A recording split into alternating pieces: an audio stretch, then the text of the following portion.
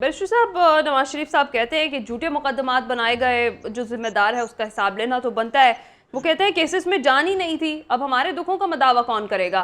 क्या लगता है जिस एहतसाब के बयानिए से 2 कदम पीछे हटे थे वो कुछ अरसा कबल, अब क्या उसकी जानिब वापस आ रहे हैं?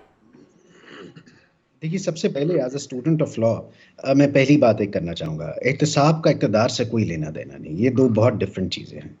अगर मियाँ नवाज शरीफ साहब के को कानून से या अदलिया से कोई ऐसी चोट पहुंची जो कि गलत थी, देन द जजेस and everyone have to be accountable for that. For instance, आपने कल जुल्फ़िकार अली भुट्टो साहब की हियरिंग सुनी, सारी कौम ने सुनी। बात ये कि आपके चीफ जस्टिस और वो सुप्रीम कोर्ट के जज साहिबान जब टीवी पे आके, नेशनल मीडिया पे आके कहते हैं that it was a blunder, वो हमसे एक सियासी मर्डर हुआ, कौन इसका जवाब दे?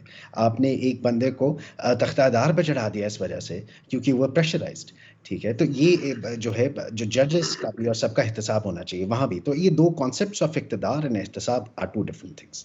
जहाँ तक हम मियाँ साहब के केस की बात करें, ये चीज़ बड़ी सिंपल है। Supreme court is an appellate court. Supreme court के पास आप इन डायरेक्ट कैपेसिटी नहीं जा सकते। जो आपने मुकदमा लड़ना है वो ट्रायल कोर्ट में लड़ना है। यहाँ आप मुझे बताइए कि सुप्रीम कोर्ट की ऑनरेबल जजेस ने, जो कि अब रिटायर हो चुके हैं, उन्होंने जो जजमेंट्स दी जिसके अंदर उन्होंने लिखा, शुरू की judgment Sicilian mafia and what not, उसकी क्या वक़्त रही, उसकी क्या वैल्यू रही जब उनसे एक नीचे की अदालत ने उनको उसी मुकदमे में बरी कर दिया। सो आई थिंक ये सीखने का मकाम है। ये we as a nation we have grown. Trichotomy of powers की मैं हमेशा बात करता हूँ, ये बहुत ज़रूरी है, ठीक है। यहाँ हमने ये देखा कि सुप्रीम कोर्ट ट्रायल कोर्ट बनी। यहाँ सुप्रीम कोर्ट के जज साहिबान जो थे, वो जजेस, उनको अपॉइंट किया गया कि आप ट्रायल कोर्ट के ऊपर नज़र रखें। ये नहीं हो सकता, ठीक है। सुप्रीम कोर्ट का काम अपना है, ट्रायल कोर्ट का काम अपना है। जिस तरह रज़ी साहब ने अभी कहा कि नैब कोर्ट एडमिनिस्ट्रेटिव कोर्ट है। नैब कोर्ट जो है ये एक ऑर्डिनेंस के नीचे बनी है, इसको कानून ने बना है। इसको नैब के ऑर्डिनेंस 2001 है, उसने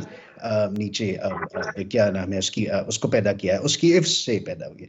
तो बात ये, अगर नैब कोर्ट की जगह सुप्रीम कोर्ट ने, अब क्या देखिए ना, एक सिंपल सी बात, अगर आप एक सिंपल मुकदमे के अंदर कहें, सुप्रीम कोर्ट बैठ के कह दे कि ये सिसिलियन माफिया, उसके बाद वो जो मुकदमा है वो ट्रायल कोर्ट में जाए, जो कि एक बेचारा सेशन जज है, वो कहाँ उसके खिलाफ जा सकता है? तो आई थिंक सबसे ज़्यादा जो आपकी जो जस्टिस है जो खराब हुआ वो इसी जगह पे हिच के ऊपर। When I think that was, for the first time, high court has stood up. For the first time, high court ने एक ऐसा ऑर्डर दिया है जो कि सुप्रीम कोर्ट को डिफाई करता है, ठीक है। तो ये as a maturity of the legal system, that is amazing.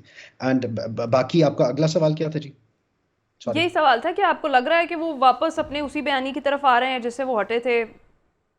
हाँ, इस पे मैंने आपको ये कहना था कि बयानिया जब आप कोई करते हैं, कोई ऑफेंस करते हैं, आप 154 सीआरपीसी के अंदर एफआईआर होती है। तो अगर मेरे घर चोरी हुई या मेरे साथ कोई जुल्म हुआ, मैं एसएचओ को एक दरखास्त लिखूंगा। जो आपकी एफआईआर कटनी है या कॉग्निजेंस लेना है जिसका लफ्ज़ है, वो स्टेट लेती है। तो जब भी कोई आदमी कोई ऐसा एक्ट करता है which is in defines with the legal code, तो वो स्टेट के खिलाफ होता है। अगर मियां नवाज शरीफ साहब के साथ किसी भी तरह की कोई ज्यादती हुई तो वो स्टेट उसके ऊपर एक्शन लेगी। वो मियां साहब का काम नहीं, मियां साहब का काम है दरखास्त गुजार देना। अगर स्टेट को लगेगा क्योंकि ऐसा काम हुआ है जो कि पीपीसी या नैब ऑर्डिनेंस या किसी और क्रिमिनल ऑर्डिनेंस के खिलाफ है, तो वो स्टेट लेगी। कोई भी ऐसा डिफरेंट एक्ट जिसके ऊपर सजा लागू हो, वो स्टेट एक्शन लेती है। अगर जजेस ने कोई काम किया तो वो 209 के अंदर हमारे लिए बात ये ना, वी आर द टैक्स पे, वी आर, अपनी बात खत्म कर दो। देखिए, एक चलती फिरती हुकूमत को आज आपकी दोनों केसेस के अंदर मियां साहब बारी हो गए। एक चलती फिरती हुकूमत को, एक ऐसी गवर्नमेंट जिसने आपको आईएमएफ के प्रोग्राम से रूल आउट किया, जिसने सीपेक के आपको आगे लेके गया, जिसके होते हुए अब व्हाट एवर, हम कोई बायस बात नहीं करते, हम किसी की साइड नहीं लेते, जिसके होते हुए आपको जो ग्रोथ रेट था वो 5.8% से ऊपर फॉर द फर्स्ट टाइम गया से निकल के। अब मुझे बताइए, एक ऐसी हुकूमत को निकाल कर, एक कंसिस्टेंसी को, पार्टी भी छोड़ दे, मुल्क की कंसिस्टेंसी को तोड़कर एक अगली पार्टी ले आना, एक अगली हुकूमत ले आना, जिसके होते हुए उन्होंने, उनकी नीयत तो अच्छी होगी but it was an utter failure in my belief. तो उसका हिसाबदार कौन है? मेरे लिए कौन हिसाबदार है? आपके लिए कौन हिसाबदार है? आपका कहना ये है कि आपको हिसाब तो होना चाहिए। हिसाब इस चीज का नहीं जो उनके साथ हुआ, हिसाब इस चीज का जो नेशन ने सफर किया, जो मैंने सफर किया, जो आपने सफर किया। डॉलर रेट देखें, आज आप काइबर देखें, आज आप देखें, मियां साहब तो पता नहीं वापस आ रहे हैं एहतसाब के बयाने की तरफ या नहीं।